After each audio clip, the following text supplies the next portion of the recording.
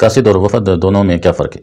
قاصد اور وفد دونوں سفیر یا ایلچی کی معنی میں استعمال ہوتے ہیں، لیکن ان میں فرق ہے۔ قاصد جو ہے یہ عام نمائندہ ہوتا ہے، چاہے اکیلا ہو یا ایک سے زیادہ، چاہے اسے عزت دی جائے یا نہ دی جائے۔ بہرحال وفد جو ہوتا ہے نا، یہ خاص نمائندے ہوتے ہیں جو باعزت انداز میں کسی بادشاہ یا اہم شخصیت کے پاس بھیجے جاتے ہیں۔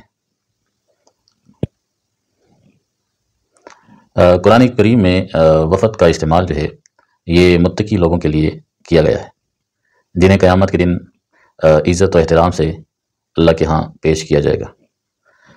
قرآن کریم میں اللہ تعالیٰ ارشاد فرماتے ہیں یوم نحشر المتقین الی الرحمن وفدا، جس کا جو ہے ترجمہ ہے کہ قیامت کے دن متقیوں کو رحمان کے پاس وفد کی شکل میں پیش کیا جائے گا۔